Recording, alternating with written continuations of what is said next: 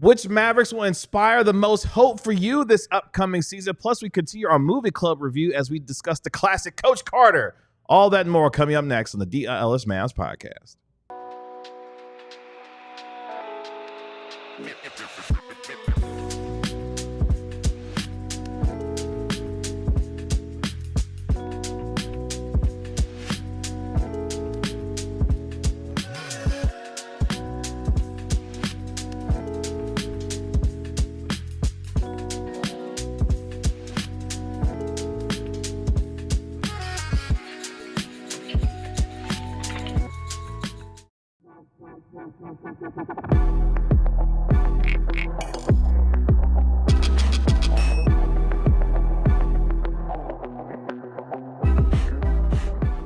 Hey, what's up, DLLS Mavs Nation? It's your man, Kevin Gray, alongside Mavericks beat writer Tim Cato, Mavericks analyst Bobby Curl. We, of course, are DLLS Mavs, your favorite guys covering your favorite team every single day. Which Mavericks will inspire the most hope for you this upcoming season? Plus, we continue our movie club review with the classic Coach Carter. Plus, J. Kyle, Mann of The Ringer, will join us a little bit later on in our show as well on this, what my daughter dubbed it, gentlemen, today, a fabulous Friday here at DLLS Sports. Tim Cato, what's going on? I was feeling more fantastic today, but... She started with fantastic, but she switched to fabulous, so we went with fabulous for today. Okay. Your microphone okay over there? No, I was just saying, my elbow is getting cut off. Can you, like... Oh, okay. Well, we'll fix his elbow. Or the elbow will get fixed. Yeah, I'm hanging off the page. Well, while that gets fixed, of course... we go! Oh, there it is. Thank you, Kat. Your full elbow in the shot. No Tanner today. Thank you, Kat. Hey, don't now. Let's talk a little Big Brothers, Big Sisters. We want you to help us out here. When it comes to Big Brothers, Big Sisters, we are having our campaign all month with Big Brothers, Big Sisters. You can become a big as well, and you can also donate in lieu of our super chats this week. You can donate to Big Brothers, Big Sisters right now. Go to bbbs.org, or you can also do your super chats in lieu of donations here. Looking forward to that. You should donate. You should donate. Yeah. We got a big, beautiful Big Brothers and Big Sisters sign right behind Bobby Curl that you can... It looks like it's enveloping him. There it is right there. You good? Your elbow's good? Your back good? Everything's good. Everything's good? Well, we got a good show for you today. Yeah, I'm going to need 100 suicides. I don't know if I'm in shape to do that right now. I could probably give you 10 or 15. I also want to shout out Austin for becoming a Hall of Fame member. Let's go. Let's go. Shout out Austin. Thank you, Austin. What does that mean? So just yesterday across the ALLCITY network, we launched what's called the Supporters Club, and you can join the Supporters Club. There's 2 tiers. There's the MVP level, and there's the Hall of Fame level. Hall of Famers get bonus video every week. It's just going to be some behind-the-scenes stuff hanging around the office. It's going to be, as the graphic describes, true sicko level stuff. If you join, and then also you get the emojis. If you're the MVP, you get the emojis. We just launched. We have 5 now custom emojis, and as we add more members or add more supporters, we can, YouTube allows us to use more emojis. So yeah, it's a good time. So thank you, Austin, and yeah, if you feel like supporting us, join the club. And you can do so right now during the course of our show. Let's get into it today here on this Friday. Which Mavericks will inspire the most hope for you, and which ones maybe inspire a little fear? In the spirit of Coach Carter, one of the themes of the movie that we'll discuss a little bit later on. What is your biggest fear? Let's turn it around. What's our biggest hope? What inspires the most hope, Tim Cato, going into this upcoming season? Which Mavericks or Maverick players or coaches inspire that this season? You guys ever heard of Cooper Flagg? No. Okay. No, I haven't heard of that guy. The quick story is got it. Okay, we're all caught up. Yep. I think it is Cooper, though. It's obviously Cooper, because with Cooper, you just don't know how high the ceiling is just yet. And we'll have an idea. We'll start to get an idea of it, a couple months of the season, but nobody knows right now. We're tossing so many, superlatives onto him, but right now he's the guy who's earned it. So, when I think about hope, like Brandon Williams comes to mind. Certainly there are other people on the team that, I think everybody's reasonably excited about, but it's all about Cooper right now. It should be all about Cooper. I'm not going to call Timo Cruz a liar, okay? Oh, wow, okay. But wow. I disagree with the quote that he now, granted, it's an author that wrote it, and Timo just recites the line in the hit movie Coach Carter. Timo says, "Our deepest fear is not that we are inadequate. Our deepest fear is that we are powerful beyond measure. My deepest hope for the Mavs this season is that I am inadequate. My deepest hope is that I am very, very dumb and silly and wrong beyond measure. Oh, wow. Okay. My, That's the way my to turn it deepest around. hope is that Okay. I am not a ball knower. Oh, wow. Okay. Because that would mean the Mavs end up being really, really, really, really good. So I think, I'm in part staking. I'm not skipping ahead to the fear part, but I'm staking my kind of concern about this team on my own like bedrock of basketball philosophies and my convictions and these things that I've grown up thinking about the NBA. But obviously basketball is always changing. Things that were true 10 years ago aren't true anymore. Things that were true 20 years ago weren't true 10 years ago. Like everything is changing all the time. And it could get to the point where loading the floor up with a bunch of dudes with 7-foot wingspans, even if they're not great jump shooters, that is the cheat code. Like maybe my deepest hope is that the Mavs aren't playing this sort of like regressive style of basketball, that the Mavs are actually going to move the game forward, no pun intended. I think for me, what inspires my biggest hope for this year is that it cannot be as bad as it was last year, especially from a health perspective. If nothing else, the way that this can go is just go up, because the injuries that this team had last year was unprecedented on a number of levels. So what inspires hope for me is that it can't be as bad as it was a year ago from an injury perspective. If that is the case, players like Anthony Davis and others will be much more available this upcoming season for this team to be there in a position by the time that Kyrie Irving comes back, that maybe they become one of the more dangerous teams in the West that you don't want to see when we get to playoff time, especially if Kyrie can get back to some of the level that he was playing last year at an all-NBA level, even in a shortened season for him. So for me, damn it can't be as bad as it was last year. And I think that's what inspires hope for me, is that from an injury perspective, you should be in a much better spot going into this upcoming year. So that gets us to the other side then. What gives you the most fear? What inspires the most fear, unfortunately, for this team going into this coming season? I mean, there's a couple things. The injuries, Kyrie. You could take it to the injuries on that one, yeah. Yeah, I mean that is a concern. The lack of jump shooting, meteor coming down and striking the American Airlines Center. Okay, I'm not afraid of that. No. Oh wow. You welcome it? Well, I mean, there's nothing we can do. Good point. Good point. You need. There is something Dallas. Unless we have enough time to assemble a team of all-stars, send them to space, get them to blow it up. I think that's a great idea. It's easier to teach oil diggers to become astronauts than astronauts to become oil Exactly. diggers. That's for next summer's movie club is all space-related movies. We're gonna kick it off with Armageddon. Seen the movie Holes? I have. It's a fantastic movie. Is there some? Is that There's no space stuff about. related? Wait a minute. Is No. there?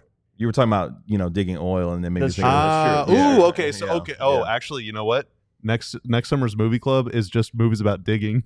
Oh wow. It's just Shawshank Redemption, Holes. Oh, I like spoiler, it. spoiler alert. Yeah. Holes, Armageddon. There's more, I'm sure. Who's the? I'm blanking on the actor that's in Holes. The Shia very- LaBeouf. Shia Yeah, LaBeouf, very yeah. young Shia LaBeouf. That's right. You think he feared anything? Probably. I mean, he feared the yellow spotted lizards. Right? That's very true. True. Yeah, I think I think the obvious fear to be Mark Stein. Look, injuries. I'm channeling Mark Stein right now. You're in a seat. Look, injuries. I think that's the inescapable fear, But I also think we, unfortunately, we live in a society, guys, where now a lot of NBA players miss 10 or 15 games. Like, it's just, if you play 70 games, it's like, yes, we got them for, So even if it's like last year where there's 4 or 5 rotation players that miss 30 or more games, like then it's Jover. Like we're not, but if everyone only misses 15 games, that's awesome. Like I would love that, so I think we kind of need to recalibrate our expectations. Like no one's playing 80 games. Like if they do, that's fantastic, but likely they're not. But yeah, I mean, otherwise, I guess my biggest fear is just that, they really struggle to pass the ball and move the ball, and that it just is a clunk fest. Which, whether or not they win, I think I also want to have fun watching them. And so, I think that sledgehammer battering ram basketball can be kind of fun, but also it's a little just it feels like you got to take a bath after the game sometimes. Like I want some beautiful stuff. Give me the what's the something bonita, The Beautiful Game. Soccer? Yeah. What do they call it? What is it? I don't know what you're talking about. Cat. Mason, What is it? The Beautiful Game. En español. Everybody's confused. This is amazing. No, I know what he means. That's the The thing. look Isn't it, that is it, Cat is had it, on is it her Bella face. or Bonita? What is it? That was amazing. Yoga. Mason Hoga. Buddy Ball 41 says Kyrie's videos Hoga are Benny. increasing my hope level for this upcoming season. Yeah, Kyrie Irving, of course, getting back on the floor as he works back from his torn left ACL, inspiring hope for That's the not team. what I Hoga Did, Bonito. did you Yeah, figure I it don't out? remember that either. Yeah, I They remember don't being know what they're different. doing. Hoga Bonito? I do not remember that at all. Wow. I still know exactly what year. It's so weird to me. Is your mic on? Why not? Turn your mic on. Cat just said, I don't want to talk. Cat's not having fun. She with said us we're today. supposed to be doing the talking today, okay? That's what Yeah. we're supposed to be doing. Lone Star RL, Rob says his worst fear is the season going terribly wrong. Fuego? Nico starts Fuego? trading away the younger players. Ozzy in the Oh, chat says Hoga boy. Bonito. Okay. I'm just going to trust Ozzy on this one. You feel The greatest fear of what? I'm sorry. that Nico will start trading away younger players if things start to go left for this team. They just don't have many of those. That comment really enraged some people yesterday. Whatever we were talking about the two timeline thing, but they have. They was hot with you. I on the don't two think timeline. I don't think they're now? going to trade Lively, and their only other young guy is Max Christie. Unless you count Hardy in that conversation, but he's not part of the rotation, so it's Yeah. Max Christie is a young player. I don't think that the Mavs trading him is like a sign of desperation or anything. I think it's just. I think Lively is obviously somebody that has trade value, and that I don't think. Why would they trade him? But Then? I don't think they would trade him. If anybody, it would be Gafford if they trade anyone. But not mid-season. Why? Why? Right. I hear you. Why? And most of the contracts they signed to these guys anyway, they can't be traded anyway.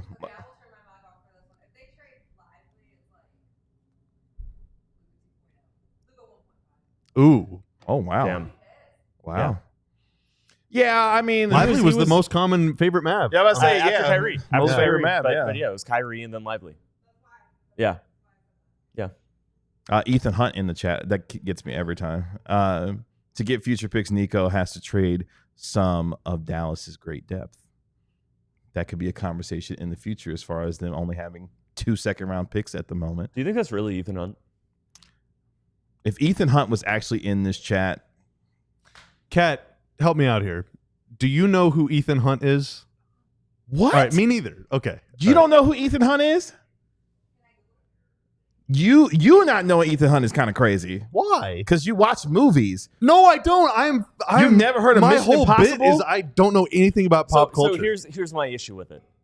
Clearly, the mission was not impossible. They've had multiple sequels. Missions No. Possible. They each get more it's a whole entire. Well, why stop calling them impossible? No, it's an entire story that I've leads. never seen a Mission Impossible. I haven't What? either. I've seen I haven't one. either, for the record. You've But I still never know the seen a protagonist. single Mission Impossible ever. Kevin, I also I know haven't that done he this. does his own What? stunts, and that's great. Have you ever seen but- Lethal Weapon? No. No, I You've mean, never neither. seen Lethal Weapon? No. I'm about to No. walk off this set. What's Have you ever wrong seen with Die y'all? Hard? Have I seen what? Die Hard? Isn't that the Christmas movie? That's not a Christmas movie. Don't start. That's not a Christmas I movie. think No, I haven't. I've seen parts of it. I haven't seen the whole thing. Not seeing Lethal Weapon or Die Hard or any of the Mission Impossibles is that's wild. Have you That- seen Also, any of the I Jurassic forgot. Park I've movies? seen the first Mission Impossible. I have not seen any others. Oh, wow. I watched the original Jurassic Park Yeah. when it came out, and I was Unbelievable. probably way too young because I was actually really scared, and I watched Yeah. with a blanket. I watched scared. a You movie. thought a raptor would come grab you on your way to I school? don't know. It's just really scared. They're very scary. I saw a 3D, back when 3D goggles were one red, one blue. Yeah. Oh my we were at God, a yeah. museum or some kids museum or whatever, and dinosaurs come to life in that, and I got so scared. I remember the scene vividly. It's it's POV of a person walking down a hallway, and a little velociraptor comes out of a door and is kind of just sniffing around, and then looks over and double takes, and then looks Hey, directly that's into not the a children's camera. museum. That's at Universal or something. Oh, okay. Maybe it it was the science place. I The don't know, Perot? 'cause I feel like I've had It wasn't the same in the Perot, no. experience.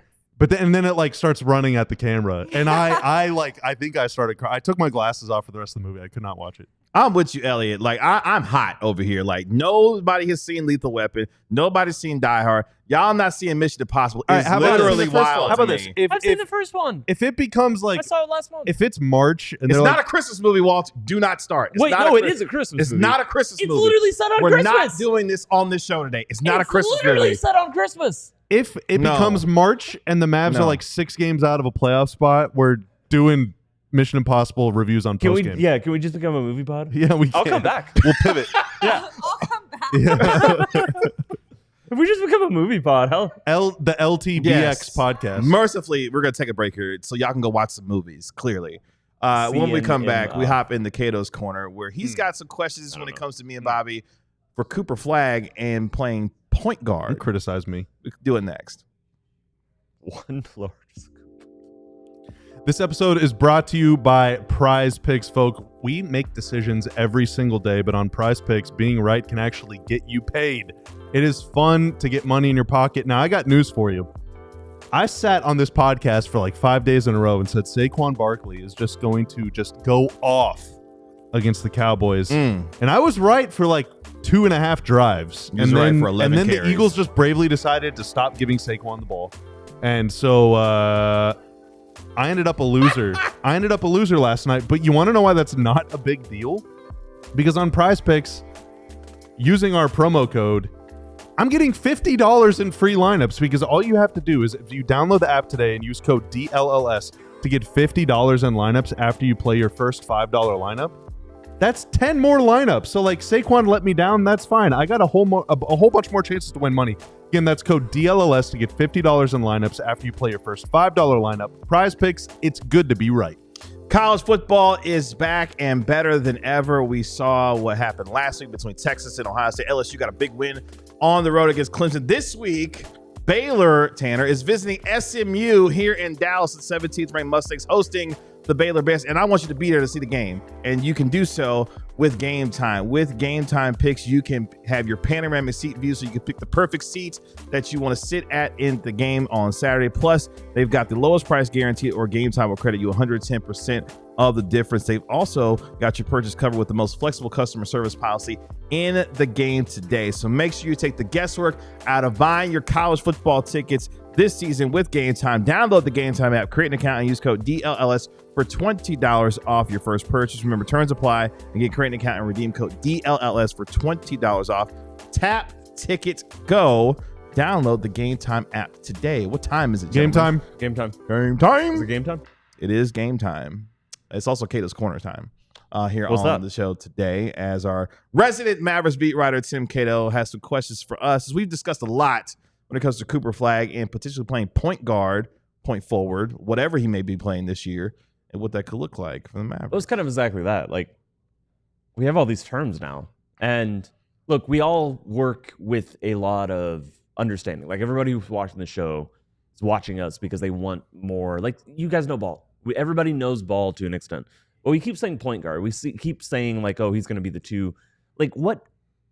I just want to like take a step back for a second. I heard you guys talking about this. Heard you talking about how he's going to get a lot of touches.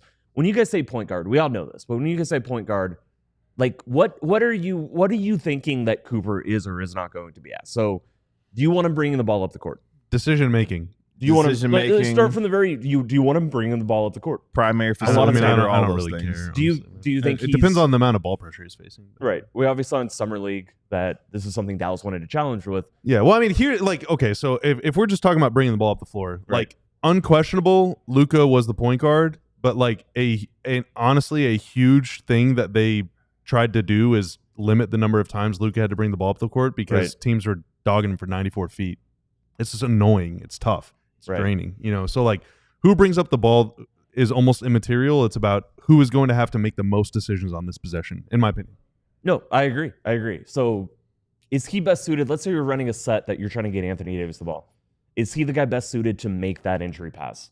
Is he the guy best suited to be a decoy that is involved in starting an action that revolves through big men? Starts with big men. That remains to be seen, I guess, but at present, I would say no. Like, these are still, I think, D'Angelo Russell skills. These are still things that Brandon Wright's going to do. Brandon Wright. Hopefully Brandon- he's not the point guard. Wow. Brandon Williams, Dante Exum. These are all going to be things that are assigned to him. When you're facing a set defense and you need to get an advantage, you need to go isolation, you need to get a one-on-one, score a shot. Is it most often going to be Cooper Flagg who you ask to do that? I mean, I hope not, honestly. Look, for me, positionless basketball is what the name of the game is today. If we're going to assign positions, I would love to see Cooper at the 3 primarily or at the 4. I think he's got a skill set that allows him, especially as his jump shot continues to improve, that he can be a versatile, a bigger, quote unquote, small forward, if you will, at 6'7", 6'8", that can give defenses a lot of problems because he can be in a lot of different areas on the floor. He can guard positions 1 through 4, but primarily on offense, I would love to see him being in that 3, that 4 position because of what the skill set that he has, honestly. So we've talked about Jason Tatum as a comparison. Cooper Flagg has talked about Jason Tatum as a comparison to himself. He does see similarities between the two. And one thing we've said on the show before is Cooper going to look more like rookie season Jason Tatum? Is he going to look more like sophomore? Jason Tatum, as a rookie, averaged 14 points on 10 shots of a game. His second year, he averaged 16 points on 13 shots a game. I think our preference would be that he's a little bit closer to that second version. Just realistically look at the Mavericks. Look at, Kyrie being out half of the season. I think 13 shots is like in and around what you want Cooper to be taking, something in that vein. Hopefully averaging up over 15. Cooper Flagg was a better player at Duke than Jason Tatum was, and I think he's a better prospect. He should be coming into the NBA at a higher level, but there are a lot of similarities. Jason Tatum running pick and rolls as a rookie, 0.96 points per possession. Is that like for him or like team? Like the Celtics scored when he was running pick and roll, and that includes passes. They're at 0.96. Okay. So that was on limited volume, where it's just like that's like team. That's not just like if he took the shot or he passed the ball. Yeah. Like it's like the whole. Yeah. Okay. Yeah. I'm not just talking direct. I'm talking about the team. Cool. When Jason Tatum was the pick and roll ball handler on those possessions, when they fluently carried over into a shot, even if it took a few passes, 0.96. That's actually pretty good. You want your lead pick and roll ball handlers to be about 1. That is like a good number. So that was the 65th percentile. His second year, when he took on some more volume, when he had more responsibilities, it fell to just 0.9, and that's below average. That's a 44th percentile number in the NBA. That was the second season that I think we hope Cooper Flagg looks more like. Jason Tatum, obviously is like Cooper Flagg. This is not going to be an offense that is always running pick and rolls. They're going to be much more, they're going to be very handoff based. They're going to be a team that is trying to run a lot through the big men. But I thought it was interesting that for handoffs, on all possessions where Jason Tatum, his rookie season, was the guy taking the handoff, 0.85 points per possession. That's 37th percentile. His second season, it wasn't much better. As an isolation scorer, he was okay as a rookie. He was 53rd percentile. His second year, when he got asked to take on more responsibility, when he got asked to take 13 shots a game, when you asked him to take a little bit more of the offense, and he had just had a great playoff run, that dropped to 0.73 in isolation. That's 22nd percentile.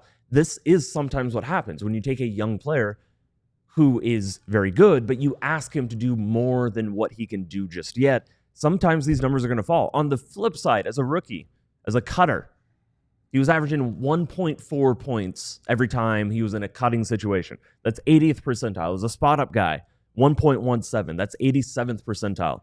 Jason Tatum came into the league as a very good NBA player who could do very good things off the ball. And for him to become the player that he is now, who is an MVP candidate, who is a first-team All-NBA guy, for him to carry that share of the offense, that took some seasoning. That wasn't something that was there immediately. And so when we talk about Cooper and how much you want to give him, I do think he's going to be awesome off the ball. I think just objectively, he's going to be a very good off the ball player right away. When they put him on the ball, and they're going to put him on the ball, and they should be putting him on the ball, it is, I just want to, again, communicate that there's going to be some growing pains. Sure. This is going to be up and down at times. Like you see it with a very similar prospect who had a very similar open to his campaign. Very famously, Jason Tatum, he had more of a role his rookie year. That was I believe that was the Gordon Hayward year. Might have been one after. Either way, for Cooper Flagg, when it comes to his role, I think for me, it was Gordon Hayward got hurt first game of the season. And so Jason Tatum, in a very similar way to Kyrie, here is Jason Tatum being like, oh, there's a void on this team, even more of a void than what is expected at full strength, and he did his best to fill it. Yeah. I think for me, when it comes to Cooper Flagg and his role on this team, obviously you brought in D'Angelo Russell to be somewhat of a primary facilitator. Obviously, with his scoring prowess, he can provide some of that as well. I want to see Cooper Flagg be able to develop the other parts of his game, where not just defensively, where we think he's going to be really good, but him becoming an even better shooter from a rhythm standpoint, a much better three-point shooter. We know they shot, 38.5% from three, in college, but obviously he's going to take a little bit more if he gets some opportunities in volume from the three-point line. So to me, I like him as a Kawhi. The comparison I keep coming back to is Kawhi Leonard for me. 6'7", 6'8", who's going to defend like crazy, but also if the mid-range that we see from Kawhi, which we know is devastating for him and how good he is there, he's not necessarily a great three-point shooter, but can be effective with it at times when he does take them. I think for me, that's what I start to look at when I see Cooper Flagg, is a guy that's going to be a high-level defender, but can be devastating in certain areas of the floor to start off with. And then as his shooting gets better, he becomes that just much more lethal of a threat. But even those Clippers teams, like with Kawhi and Paul George, and Paul George has pretty good playmaking kind of facilitation skills for a guy of his position. And Kawhi does too, to a degree, but those Clippers kind of ran into some troubles for a variety of reasons, including an organizational curse that's been bestowed upon them for the last 40 years. But they also, things just got kind of clunky for them in addition to the health and all those things. But that also matters because, I'm not saying that there's a link between the number of touches Kawhi gets and his body breaking down, but also having someone that can just handle all of the annoying crap for you on offense is just as valuable as having someone that can handle all the annoying crap for you on defense. It's just saving you work. It's saving you effort. It's saving you energy. Yeah. It's saving you the grind of needing to pull off 3x dribble combos just to bring the ball up the floor 100 times a game. That stuff just breaks you down physically, mentally, spiritually over the course of a season. And also the Clippers offense did get a little gummy. Now, they still haven't won a title since getting James Harden, but their offense has a little more juice. Other guys have been able to step up, and Kawhi's job, granted he's missed a lot of time, I don't think is as difficult, except for in situations when they want it to be. Again, a huge step forward for the Mavs, I thought, offensively, especially the year they went to the finals, is first off, they had Kyrie to play alongside Luka, but also they were running more. They were just doing everything they could to limit the number of times that their point guard had to do something amazing. Yeah. And so even if Cooper does become the de facto point guard, I just want other guys to just do stuff. Yeah. I want it to be much more, maybe he doesn't not even need to have all that put egalitarian, on him in the first year. Yeah, I don't need that dude's usage rate to be over 18. I don't care. Just do especially when Kyrie comes back. Yeah, just do well, do your job. Don't do too much. Just don't do too much. Yeah, no, I think you're right. I mean, I think it's. I said 18. Sorry, I was thinking 22. Yeah, we know what you were trying to get to. Yeah, Kawhi is a great example. I think Adam Silver even agrees. He's going to void the contract to make sure that he's not bringing the ball up the court for the Clippers next season. Wow. Mm-hmm. Yeah, that's how much he agrees with Bobby's point. About this. Yep, you're spot on. It's incredible. Kawhi, future Mav. The minimum. Do you think there's a? This is just absolute. Allegedly.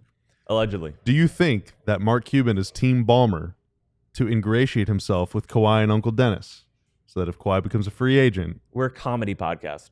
You can't take anything we say seriously. That's exactly. Yeah. This is filed under comedy category, right? It's comedy. Yeah. It's we're doing. We're not news. Also, I don't know what I'm talking about. Yeah, I don't either. Say that proudly. I literally, I 15 minutes aspire- ago, I said my hope this Right. season I is that I turn out to aspire- be No, a no. dummy. Yeah. I aspire to She know put what the I'm shot talking on about. me so y'all could shut up. So you think I'm right? No, Oh, not at all. darn. Let's take our next break here on the DLLS Mavs podcast. When we come back, J. Kyle, Mann of The Ringer, joins us to talk some NBA, Dallas Mavericks, and more coming up next. So yesterday we talked to Dirk Nowitzki. Dirk! You guys have heard of him. We decided more likely than not that he's a diehard. Because, in our opinion, most sane, moral people are diehards. Oh, wow. But let's say you're not. Let's say just right now, you just haven't got around to it. Here's what you should. For starters, you get immediate access to premium diehard coverage, written content, covering the Cowboys, covering the Mavericks, covering the Rangers, covering the Stars, covering just everything. You know, like we'll talk to you. We'll give you life advice if you guys ask for it. You also get a free shirt. As soon as you sign up, it comes with the membership. You get a choice. Like right now, we have some Cowboy shirts. If you want to, embrace that team for whatever reason. They lost last night, right? Yes. I didn't really watch the second half. Really? I didn't watch the second half. But yeah, there's brand new teas dropping. What are you doing? Can we just not be subtle on this podcast? Diehard only Discord is another. Okay. The diehard only We're Discord so is. ADHD'd. Yeah, we are. Oh my We god, are. dude, we are cursed. Opening segment, I'm trying to tell Kat to zoom out. Hey, what are you saying? This one trying to give Tim a covert message. Well, What does that say? it works. It works better when Y'all got to lock in, bro. What is going on? you're asking me to do multiple things all at once. I'm Oh my giving you God. information. Yeah, Yeah. No, I didn't I want to got say it. that on the mic. But can yeah. someone take over the diehard? Yes. If you become a diehard, you get to read the. Tim just cannot do multiple things at the same time. That's great. If you become a diehard, Oh my gosh! you get to read the site. You get to join the Discord. You get a free shirt when you sign up. It's only $36. Offer expires on Monday. So peace and be well.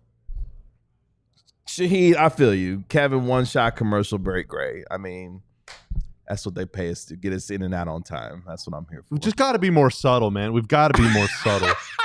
This is another reason. File this, Kat. No, So Kat You is the have head to of find the production. line between Kat, it too says waiting- subtle and like actually getting your point across, because both times Kat, it you're says the waiting for common host. denominator. Well, Kat, I was It says making, waiting for host on his end.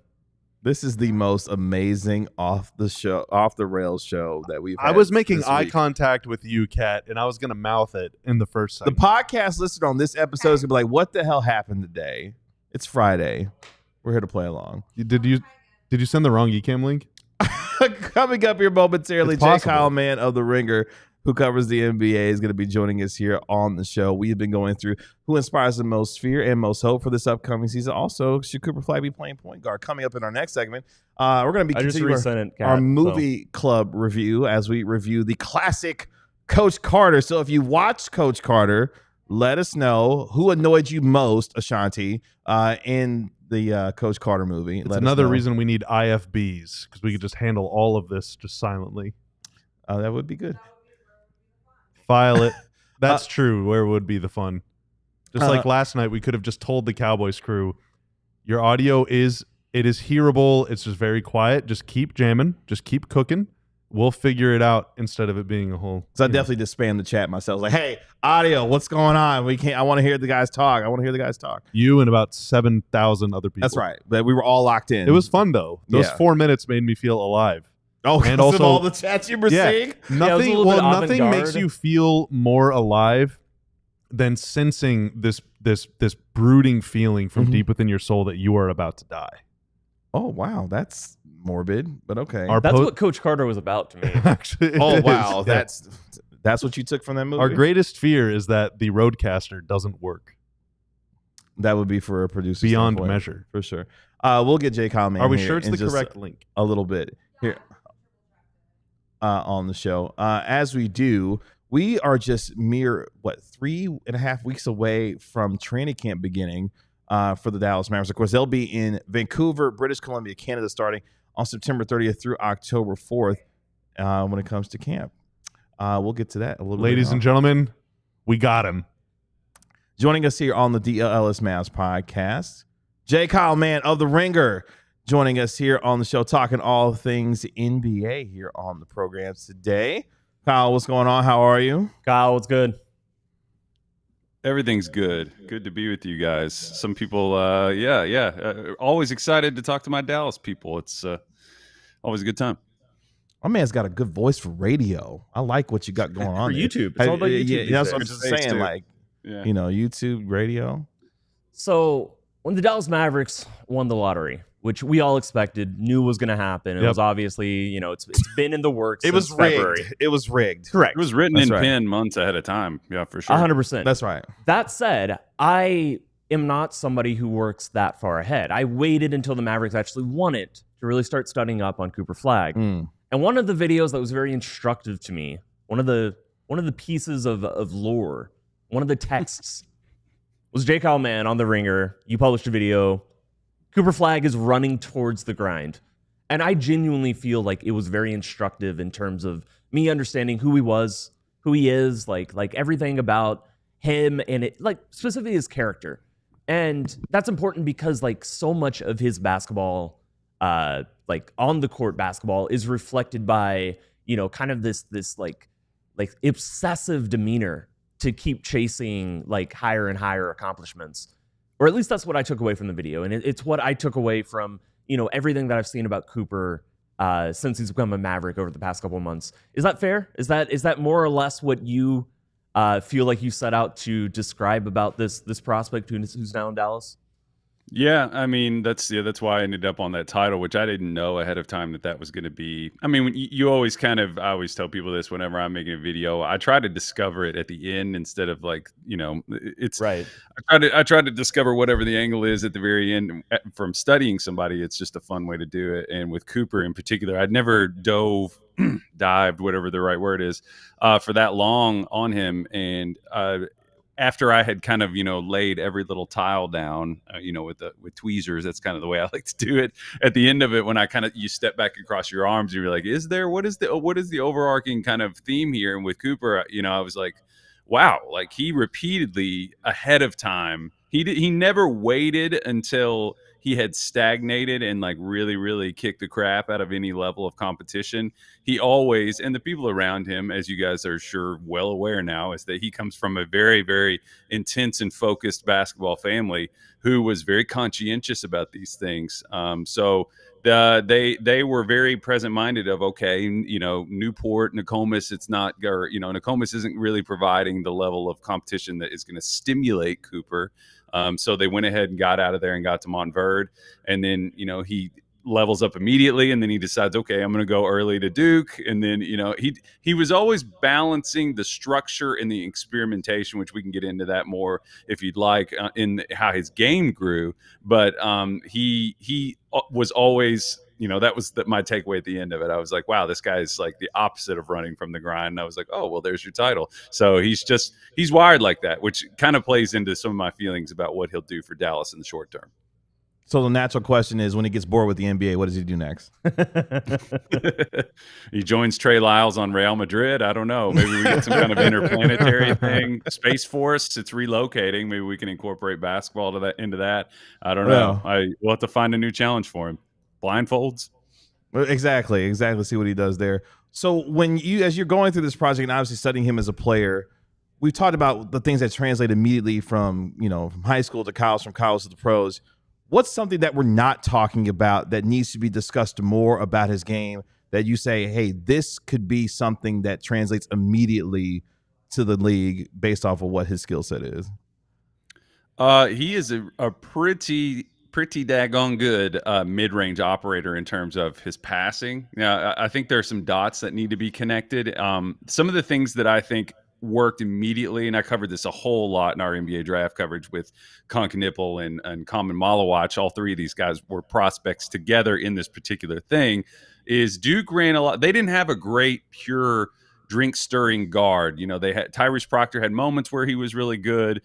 Caleb Foster didn't quite live up to the billing that they wanted him to. So Cooper was in this position of, Duke was in this position of, our two best initiators are these forwards who aren't really guys that boogie a ton off the dribble. But what they did have working to their advantage is they would have these entry points into their offense where Cooper would come off of a pin down, and whether it be Concanipple screening for him, and then they would have that rim runner rolling to the basket. That's something Dallas is going to have immediately. The fact that Kyrie is not there is something that is going to really work.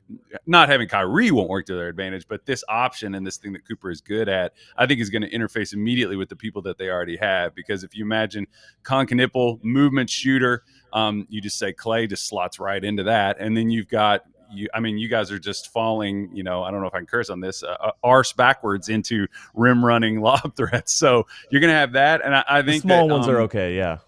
Yeah. So he's going to be set up to succeed in that way. And I think that's going to work. Granted, that's not everything. That's something you run a few times a game, but his passing is better than I think people realize. Yeah, for sure. It's something they're going to lean on. It is like all the conversation around the Mavericks right now, what Jason Kidd is saying, and he came on this set, a couple months ago, and was hinting that he's going to maybe be the starting two guard, if you will. Last segment we were just talking about Cooper Flagg as a point guard, or like just what is he going to do on the ball, and obviously like they've got D'Angelo Russell and not much else, not out in terms of proven guard creation depth. I think Cooper Flagg is going to be awesome off the ball as a, just plug and play player right away. What do you think of the idea that they're also, while Kyrie is out, that they're going to give him a crash course in, you are the number one option sometimes on the court. Sometimes we're just going to give you the ball and you're going to have to figure that out. Is that like, it's a unique situation because he's a unique prospect, because he's not like a just ball dominant, score first type guy. That's like is it going to be good for him long term to get these reps? Yeah, absolutely. Yeah, I mean, I wouldn't put anything past him in terms of like what he can figure out. I mean, he's got that Velociraptor thing going on, like where he's going to be opening doors in the NBA very, very quickly. I feel like, because he played a little pick and roll with Maine United during the summers. He wasn't doing that a ton at Montverde. So when we were coming into the college season, I was like, well, we'll see what he does on ball. And the big thing that is connecting, and I wrote a big piece about this back in the spring, I think, was his decision making is good. He has the scoring tools in the mid range. The dribble pull up stuff is going to get there, I think, and he's aggressive and physical getting to the basket. It's just that vocabulary off the bounce, that initial sort of setting himself up to have a driving lane. He's figuring that stuff out. Granted, you guys were spoiled for years with another guy from Slovenia. I won't bring that up, but he's kind of working his way to get to where he can kind of pave those paths to the basket for himself. But it could be bumpy early on. But at Duke, he came in and started playing more pick and roll, and month over month, his points per possession climbed significantly. So it's kind of like, and he was doing that. They played a non-conference schedule that was pretty challenging, and he was doing that, and it was messy at times. And I wondered if he was being overburdened. But in the long run, I think John Shire played it really wisely. So I say throw him out there, man. I mean, Tim, we were at Summer League together. We saw it with our eyes. The spacing wasn't always great out there, and right. I still thought that he looked really comfortable. I didn't worry about it at all. And I was like, I just think once you get other pros around him, he's the type of guy who I think is going to expand to whatever, tank cage he's in. He's like one of the, I don't know, what are those, is it koi fish that grow to whatever bowl you put him in? I forget, whatever it is, but he's going to expand to whatever environment he's in. I trust him to do it, man. One thing you said that I think just dawned on me, Maine United was his AAU team, the one he went back and played for with his brother. That's a play on Man United, right? Has to be. Is it? I don't know. I By didn't even Manchester think about United, Maine United, Man United. That has to be it, right? Has to be, yeah. Main event. I think that's a pretty great nickname for him. I mean, we discovered it early, but yeah, I think it works. I hope he embraces the main event nickname. I think it's a terrific one. I agree with that. We haven't had a lot of like hot shot prospects come through Dallas, in part because the team has just won a lot of games, been good for a long time, so we've been pretty lucky down here. But the last two, I guess, big examples of stars coming from the draft or coming from backgrounds that we weren't too sure about was, number one, Dirk. And it was known about him that he liked playing saxophone, he liked playing guitar, and he liked to party. And then Luka, before he gets to Dallas, it's known that he likes fast cars, he likes dancing, he likes soccer, and he also likes to party. With Cooper, in his interviews, like, he doesn't reveal too much about his off-court stuff. Like, I wonder if he just lives in a gym. What do you know about him as a guy? What are some of his hobbies? Does he have any interest, or is he really just like boring as hell, singularly focused on achieving basketball greatness? I think he is one of those. I'm not going to act like I went deep into his personal. Like I didn't really spend a lot of time trying to figure that out. And usually those things just they reveal themselves to you. If you have to go looking, I think that's kind of indicative in and of itself. But he's not a big. He's got that Tim Duncan-y kind of thing going on, where it's like you could tell he's a thoughtful person and he's sharp whenever he's talking, but he does seem like he has kind of a just very narrow focus on wanting to get better. And I mean, you watch him react competitively, and he's every bit as fiery as Luka was. I mean, like he's a little bit of a maniac at times. The maniac. There's another one. Wow. Okay, that's a good one. That's a good one. I like that. That's a good one. No, but he's going to be as fiery a player as you guys have had, I would say. He's just. I think he's. Another thing that I think is really important for players, if for culture, is that culture trickles down, and I really think that Cooper's personality creates a sort of culture and an accountability that's built in, where you just kind of like, that's the standard that I need to meet. I don't even think it's like a Bobby Knight, Kobe kind of like scream at people type thing. I just think Cooper's focus is infectious, contagious. And I think that's another thing that is really strong about him. But in terms of his personal life, man, I don't know. I think that's probably something we're going to just discover later, to be honest with you. It might be something he discovers later from everything I've heard. He's on record saying he doesn't listen to music. It's like, what? He doesn't like music. Did he say that? He said that at the intro yeah, presser. Yeah. Oh wow, that's funny. Yeah, I mean, I feel like Reed Shepherd last year said a similar thing. They were like, "What do you like to listen to?" And he just didn't have an answer. I don't know. That is always interesting. That guy. Unbelievable. I want to ask you real quick before what is Cooper Flagg's defensive ceiling? We talk about a lot of things he could do offensively, but the defensive side of the basketball, I think, what has me most excited about him. For you, when you have studied him and watched him, what is his ceiling, you feel like, for him as a player? People rolled their eyes when I said this, or that that tongue-tied Porky Pig here. That when I said that it wasn't a significant thing, or I was downplaying. I think he could be an elite help defender, like elite, like one of the best. Like people brought up Andrei Kirilenko in the pre-draft process, and there was kind of the white guy to white guy 6'9" thing going on, toolsy, whatever. He definitely. I was trying to find comps for him, and I was like Kirilenko, Sean Marion, Nicholas Batum, like these guys that are big and just kind of jack of all trade defenders. Granted, Cooper's better offensively than those guys, and that's the big difference I think that separates him, is that he could be an offensive primary and be an elite player like that. He doesn't sit super low in his posture. That's one thing if you wanted to just nitpick the way that he's built. Like he doesn't sit down low in the chair. He bends at his back a little more, which has made me wonder what kind of on-ball defender, what kind of on-ball upside. He's not going to get picked on. So I think that he has the potential to be I think that's probably the thing that would stop me from saying defensive player of the year type player, like Jonathan Isaac kind of thing, like a multi-positional killer. But I do think that he probably could make an all defensive team. I think that could happen. Yeah. Well, if that's the case, then we got a pretty damn good player in Dallas. I think so. When it comes to Cooper Flagg. Kyle, tell the folks so they can find your work and what you're working on these days, sir. You can find my stuff on theringer.com, the website, on the Ringer's podcast network. Hopefully you'd listen to that on Spotify or on the Ringer's YouTube or on the socials. I try to be on the land, the air, and the sea on all fronts if I can. So just go find the Ringer. Hopefully you'll find me. Well, we appreciate you hanging out with us here on the DLLS Mavs podcast today, sir. Look forward to your coverage all season. We'll have to do this again for sure. Thanks for having me. Thanks so much. Thanks, Kyle. Have a great one. That's J. Kyle, Mann of The Ringer, good enough to join us here on our show today. When we come back, we review the basketball classic that is Samuel L. Jackson's Coach Carter. What we learned from that movie coming up next.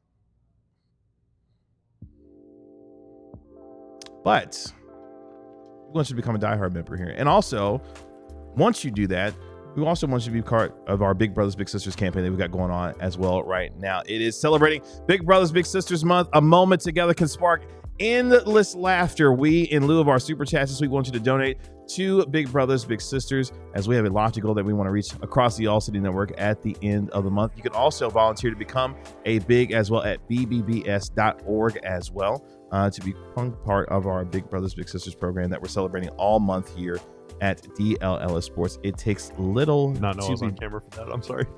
it takes little to be big with Big Brothers Really Big playing Sisters with my Month mustache. here at DLLS Sports. I was also looking through the show notes to see what I was supposed to promote during this part, and I don't remember. It's been a long 24 hours. Do you guys remember that Andre Kirilenko averaged 3.3 blocks per game? He was a very good player. He was a very good player. He was averaging 5 blocks and steals per game. He was extremely good. Kind of like sicko behavior, Bobby. Like some sicko behavior. What you think? Oh, sicko behavior. Yes. So, Yeah. like I mentioned off the top of the show, we now also have a supporters club. That's right. On YouTube. It is true sicko level stuff for the real ones, and that is in the actual copy. So if you want to be a sicko, and boy, am I a sicko, you can join the supporters club since 25. That's this year. If you join the MVP tier, you get access to emojis. The more supporters we add, the more emojis YouTube allows us to use. You also get a little badge next to your name, and you earn our undying support and affection. And then if you want to join the Hall of Fame tier, you also get a bonus video every single week. So that's 4 videos basically a month that you will get of behind-the-scenes stuff or story time with Rads or Mark Stein or with Luds. All sorts of stuff that we plan on doing there. So it's going to be really fun, and thank you all for your support. Let's finish up here on our program today with our movie club reviews. We have been watching various basketball movies throughout the course of the summer. We started off with Space Jam, then Uncut Gems, and then Air Bud. Important correction, because you were about to say a really bad word. Oh, What was he about to say? I don't know what. I'm not going to say it. Oh, I didn't hear what he was talking oh, about. I see where you're going. Yeah. I didn't think I was close, but okay. Sounded like it. Coach Carter is what we're talking about today. Of course, starring Samuel L. Jackson as Coach Ken Carter, a basketball coach who wants to teach more than just the game of basketball, but the game of life, and does so in a way that's got the city of Richmond, California up in arms, because his basketball team has a lot to learn on and off the floor. It's a good movie. It's a really good movie. It's as most are that are based on true stories, there are some cinematic and dramatic liberties taken, Sure. but this movie sticks truer to the actual story than most. There really was a Coach Ken Carter at Richmond High School. They really were undefeated. Not only was the varsity team undefeated, but the JV and the freshman teams were also undefeated. They were not mentioned in the film. So they were all undefeated, and 15 of the 45 players were not living up to the standard in their academic and behavioral contracts. Controversial at the time, obviously, to do that. And so Ken Carter locks him out of the gym. It's like, y'all need to get your grades up. You need to get your act together. And they turn around and they come back and they win a lot of games. They ended up losing in the playoffs, obviously, like we saw in the movies. But it was a good movie, man. I think it's obviously, Ken Carter is a character of real moral virtue and, is trying to make an impact on these kids' lives, these young men's lives.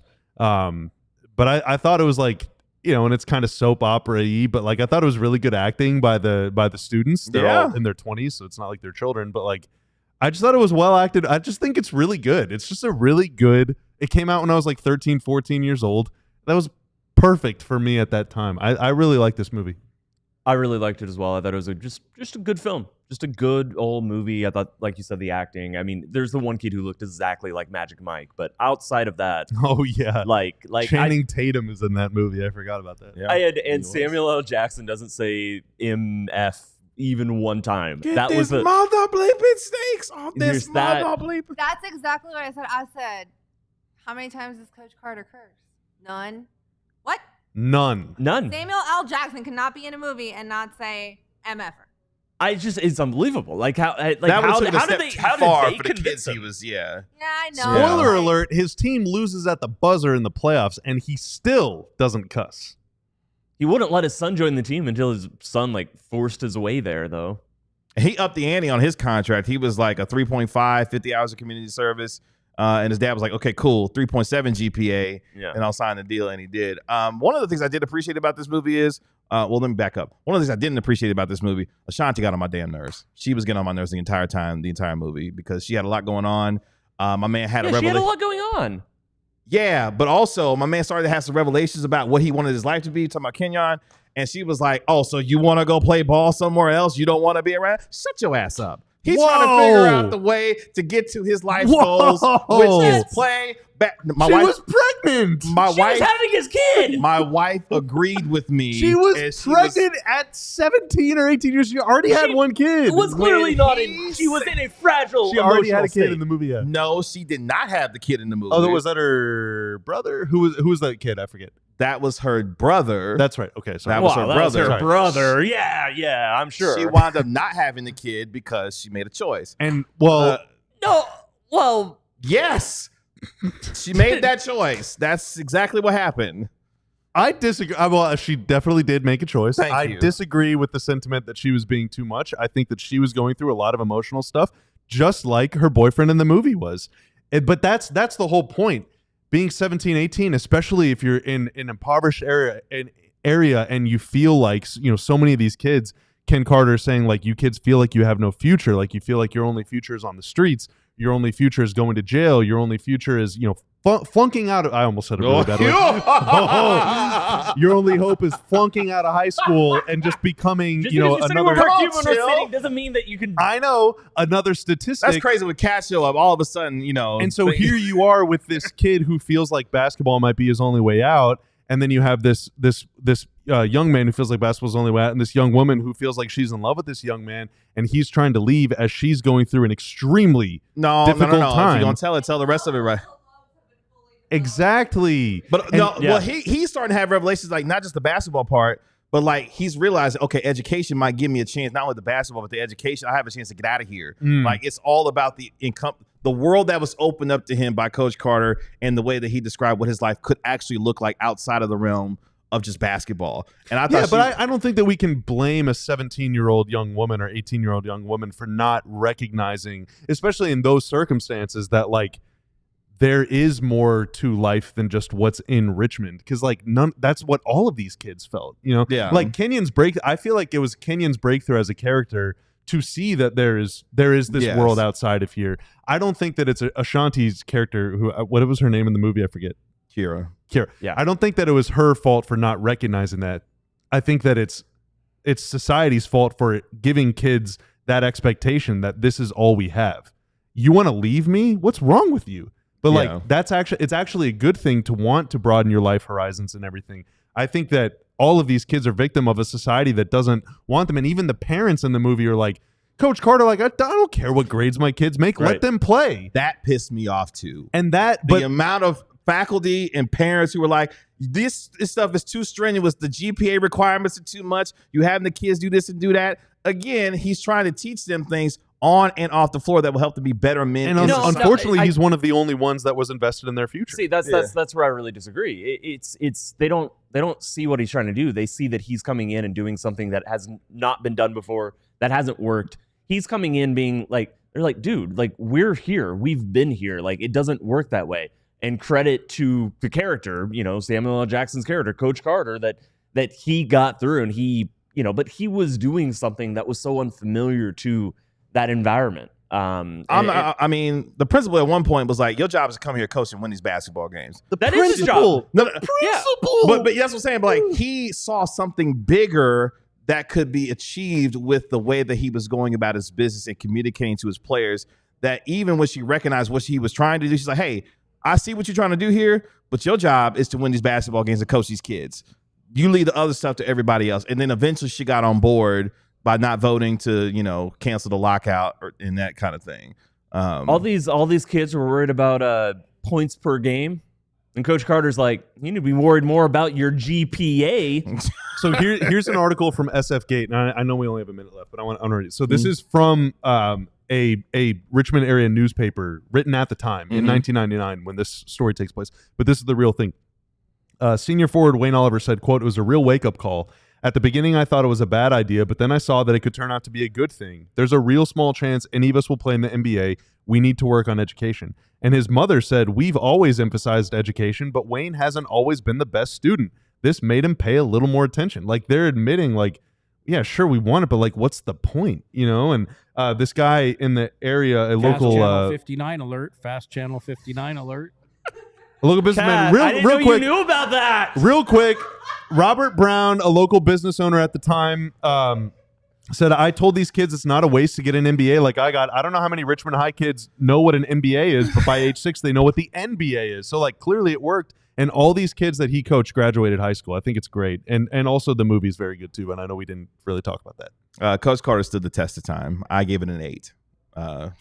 Strong 8.5 for me. Oh, you know what? 9. Screw it. 9. There you go. Sounds good. What'd you give it real quick? 30 seconds. 6 or 7. There's 3 stars. Oh, wow. Okay. All right, cool. It's a good rating. Out of 10? No, 3 stars out of 5. Oh, okay. Yeah. Shout out to Katya, who put up with all of our shenanigans today. Thank you, Katya. We really appreciate you. Our guy Tanner will be back with us next week here on the DLLS Mavs podcast. That's our Mavericks analyst, Bobby Curl. That's our Mavs beat writer, Tim Cato. I guess I'm your host, Kevin Gray. We are DLLS. We'll talk to you Monday at 12 p.m. on DLLS Sports. Y'all enjoy your weekend. Y'all be good. Peace. We